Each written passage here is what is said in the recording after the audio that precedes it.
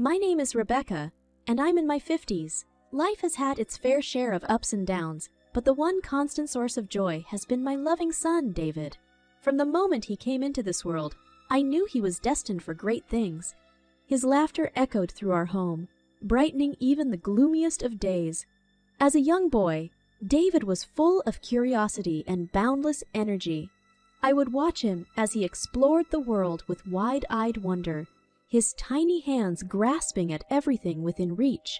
He was my pride and joy, my heart embodied in flesh and blood. "Daddy, look what I found!" he would exclaim, holding up a beetle he discovered in the backyard. His father would chuckle and ruffle his hair affectionately, while I stood nearby, a smile stretching across my face. Those were the simple moments that defined our happiness as a family. Time flew by, and David grew into a kind-hearted young man. His infectious laughter remained, now mingled with the wisdom and compassion that only age could bring. We shared countless conversations, ranging from life's profound mysteries to the silliest jokes. Our bond grew stronger with each passing year. One evening, as we sat in the cozy living room, sipping hot cocoa and exchanging stories, David turned to me with a twinkle in his eyes. "Mom, I've met someone," he said, his voice filled with a mixture of excitement and nervousness. My heart skipped a beat. The prospect of my son finding love and building a life of his own filled me with joy. "Tell me everything," I urged, unable to contain my curiosity. "Her name was Emily, and David spoke of her with such adoration that it warmed my soul. He described her radiant smile, her intelligence, and the way she made him feel complete." "She's the one, Mom. I can feel it," he whispered, a dreamy expression on his face. A surge of happiness washed over me. "Oh, David, I'm so happy for you. To find someone who loves you as much as I do is a blessing beyond measure," I replied, my voice filled with genuine joy. "When can I meet her?" David's face lit up with excitement. "I'll invite her over for dinner tomorrow. You're gonna love her, Mom. I just know it." That night, as I lay in bed, my heart swelled with anticipation. The thought of welcoming Emily into our lives filled me with warmth. I couldn't wait to embrace her as part of our family, to shower her with the love I'd reserved for David alone. Little did I know that the journey ahead would not be as smooth as I had envisioned. Love, it seemed, can be a complex tapestry woven with both joy and heartache. Tragedy struck when David's father, my beloved husband, passed away at the young age of 45 in a tragic accident. Our lives were shattered, and the weight of grief threatened to suffocate us. But in the midst of the darkness, David and I found solace in each other's arms. Together, we embraced the pain and grew closer, seeking comfort in memories and the unbreakable bond we shared. Days turned into weeks, and weeks into months, but the ache of losing a husband and father never truly subsided. David and I became each other's pillars of strength, supporting one another through tear-filled nights and bittersweet memories. One evening, as we sat side by side on the porch, the setting sun casting a warm glow upon us, David spoke softly, his voice laced with vulnerability. "Mom, I miss him so much. I wish he was here to see how far we've come." I placed a comforting hand on his trembling shoulder. "I know, my dear. Your father would be so proud of the remarkable man you've become. He lives on within us, in our hearts and memories." A tear escaped David's eye, reflecting the fading light. "I'm grateful for you, Mom. Without you, I don't know how I would have made it through this." The bond between a mother and son is one forged in love, but also in shared pain. In that moment, as we embraced the sorrow that still lingered, our connection grew even stronger. We drew strength from each other, finding solace in the understanding that, despite the void left by his father's absence, we were not alone. Together, we navigated the tumultuous journey of grief, slowly piecing together the fragments of our shattered hearts. Memories became treasures we held dear, and our love for each other served as a lifeline, pulling us from the depths of despair. But amidst the healing process, life continued its relentless march forward. David's relationship with Emily progressed, and the seeds of joy and hope were sown in our hearts once again. We longed for David to find love and happiness, and Emily seemed to be the missing piece, the beacon of light amidst the shadows. And so, with cautious optimism, we welcomed Emily into our lives, hoping that she would find solace in our shared love and cherished memories. Little did we know the trials that lay ahead, as Emily's heart seemed closed off to the love that David and I so readily offered. Time passed, and David's relationship with Emily deepened.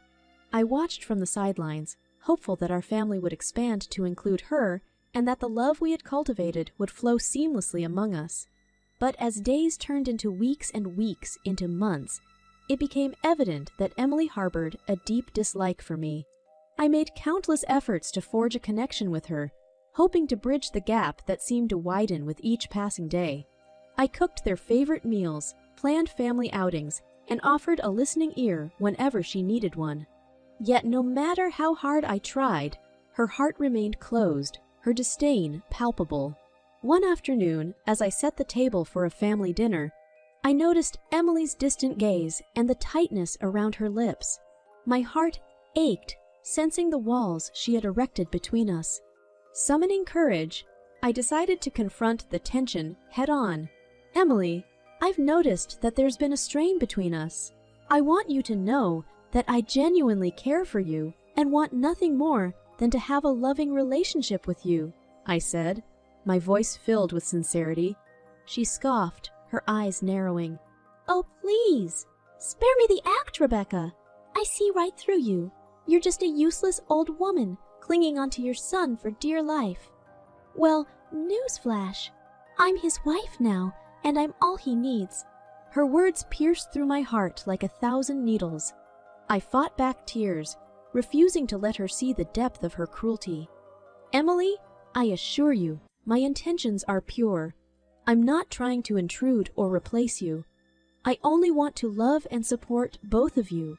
She laughed, a bitter sound that resonated in the room. "Love and support. Don't make me laugh.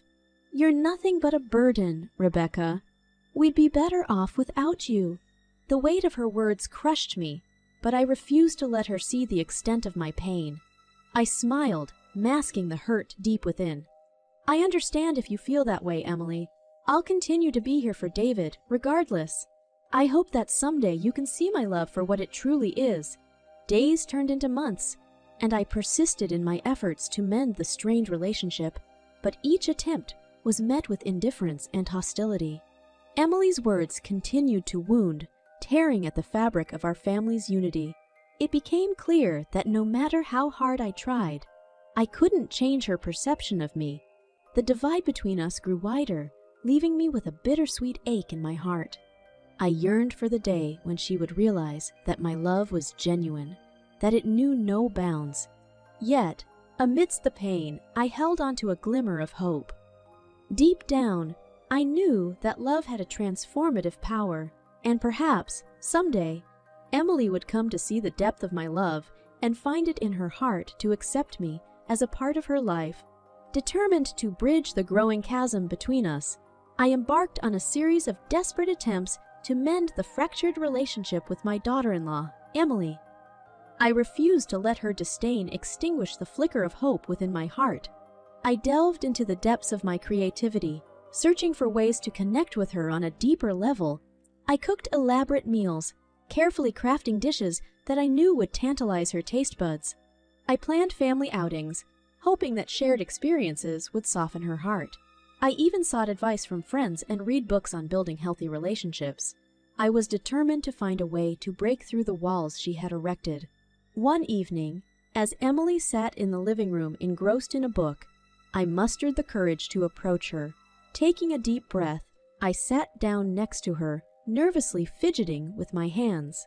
"Emily, I've been thinking a lot about our relationship, and I want you to know that I genuinely care about you. I want to understand your perspective and find common ground," I said, my voice gentle yet earnest. She glanced up from her book, her eyes narrowing in suspicion. What's the point, Rebecca? You'll never understand. We come from different worlds, and there's nothing you can do to change that.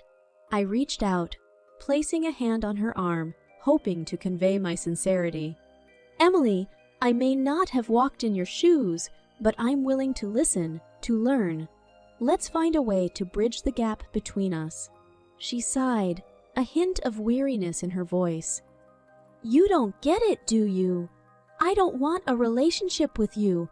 I want you out of our lives. You're suffocating us. Tears welled up in my eyes, threatening to spill over. But I remained resolute, refusing to let her words crush my spirit. I love my son, Emily, and because I love him, I want to be a part of his life. Can't you see that? A flicker of uncertainty passed through her eyes, but she quickly dismissed it, shaking her head. Your love is suffocating, Rebecca. It smothers everything it touches. I won't be trapped in that suffocating embrace. With a heavy heart, I realized that my attempts were in vain. No matter how hard I tried, Emily had closed herself off to the possibility of a genuine relationship. The love I extended was met with walls and resistance, leaving me feeling helpless and defeated. But even in the face of rejection, I couldn't let go. The love for my son and the hope for reconciliation kept the flame of determination alive within me. I vowed to continue my efforts to seek understanding and to find a way to break through the barriers she had erected. For love knows no bounds, and I believed that someday, somehow, love would find a way to heal the wounds and restore the fractured bonds of our family.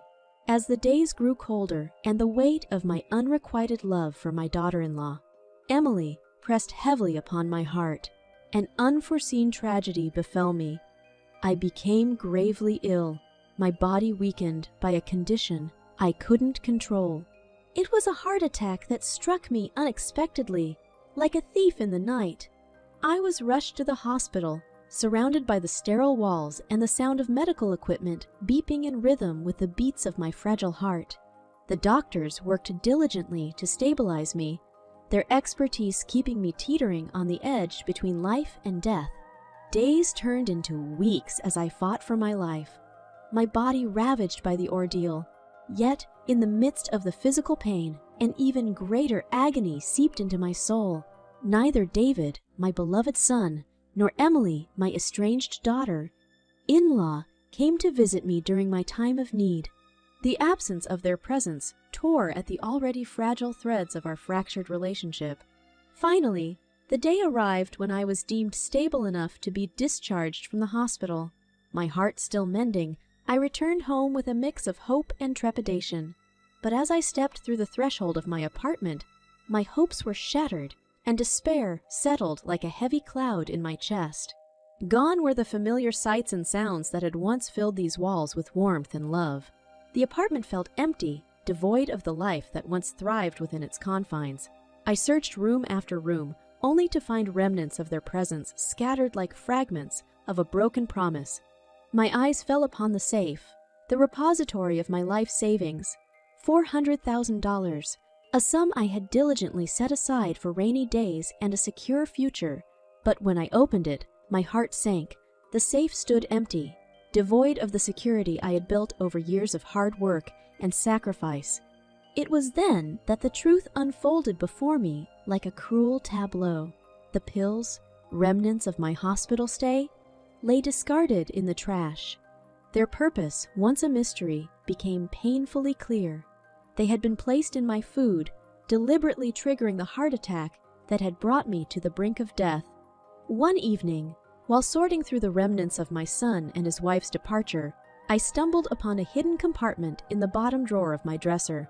It was a compartment I had never noticed before, concealed from view by a cleverly designed false bottom. With a mixture of curiosity and trepidation, I pulled open the secret compartment, revealing its hidden contents. To my shock and disbelief, I found a stack of documents, forged signatures, fraudulent transactions, and evidence of financial deception. My heart pounded in my chest as the truth unfolded before my eyes. The magnitude of their betrayal went beyond stealing my savings and orchestrating my heart attack. They had been engaged in a web of deceit, defrauding me for their own personal gain. Determined to uncover the extent of their deception, I pored over the documents, piecing together the puzzle that had shattered our family. It became clear that their actions were not merely driven by greed, but by a calculated plan to drain my resources and leave me destitute. Overwhelmed by a mix of anger and sadness, I felt a surge of resolve within me.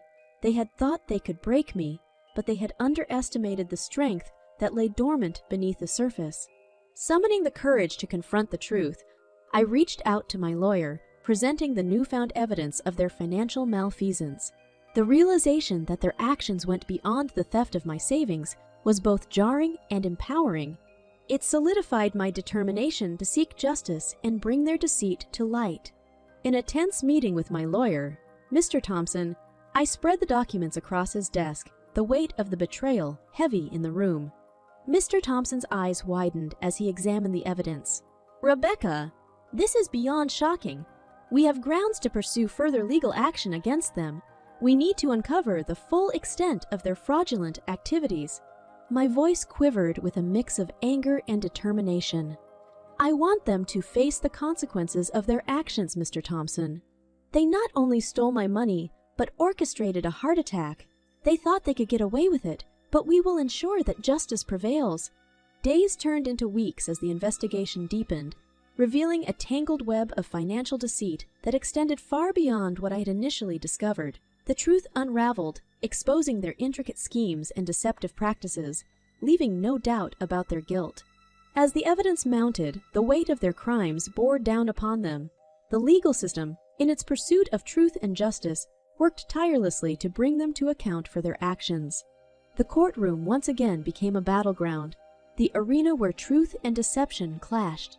Faces pale with guilt, my son and his wife listened as the evidence against them was presented, their expressions shifting from arrogance to fear. David's eyes met mine, a flicker of remorse shining through. "Mom, I'm so sorry. I don't know what got into me. I let greed and manipulation consume me," he whispered, his voice filled with regret. Emily, however, remained defiant, her eyes burning with a stubborn pride. "You think you've won, Rebecca? Think again. I don't regret a single thing. You were nothing but a burden, and we deserved your money more than you did." Her words struck me, but they no longer held the power to wound. I had seen through their facade, witnessed the true extent of their deception. Their attempts to justify their actions now seemed feeble and hollow. In the end, justice prevailed. The court, faced with the overwhelming evidence, delivered a final verdict that held them accountable for their crimes. They were sentenced to face the full extent of the law, their ill-gotten gains to be returned, and their freedoms stripped away. As I sat in the courtroom, my heart heavy with a mix of sorrow and relief, I couldn't help but reflect on the journey that had brought me here. The pain of betrayal had been replaced by a glimmer of hope, knowing that the truth had been uncovered and justice had been served. Yet, amid the triumph, I couldn't shake the lingering sadness, a reminder of the bonds that had been irreparably broken. The scars of their betrayal would forever mark our shared history, a testament to the fragility of trust and the indomitable spirit that resides within a mother's love. The courtroom was hushed with anticipation as the final chapter of this painful saga unfolded. The weight of truth hung heavy in the air, and I found solace in knowing that justice was within reach. The evidence presented against my son, David, and his wife, Emily, was irrefutable, leaving no room for doubt. As the trial resumed, the judge's voice echoed through the room, his gaze stern yet impartial. The court will now render its final judgment in the case of Rebecca versus David and Emily. After careful consideration of the evidence presented, it is clear that the defendants engaged in a series of deceitful actions, resulting in financial fraud and harm to the plaintiff. Therefore, this court orders the defendants to pay restitution to Rebecca in the amount of $800,000. A collective gasp. swept through the courtroom as the magnitude of the judgment sank in. David's face paled, and Emily's defiant expression crumbled, revealing a flicker of fear beneath the surface.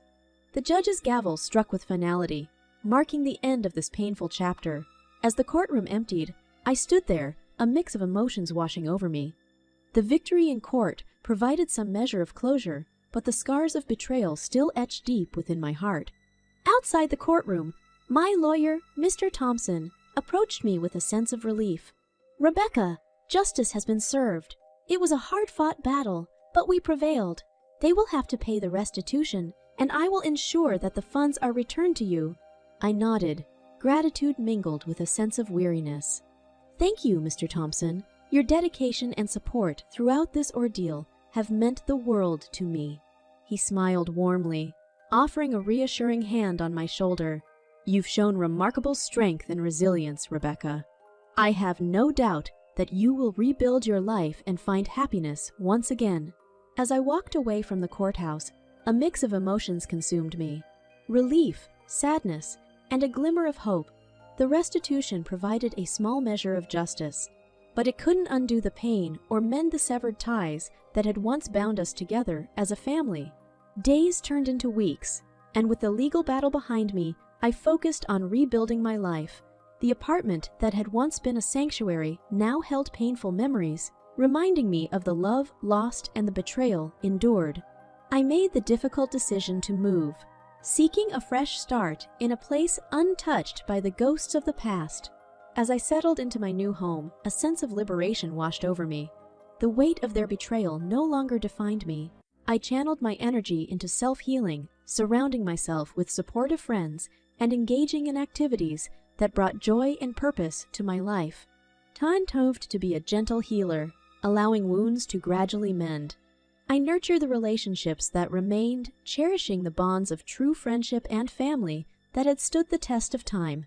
And in the depths of my heart, I held on to the hope that someday forgiveness and reconciliation would find their way into our lives. For I had learned that the strength of a mother's love can endure even the most unimaginable trials. It had carried me through the darkest of days, and it would continue to guide me towards a future filled with love, resilience, and the unwavering belief that the truth, no matter how obscured, would always prevail.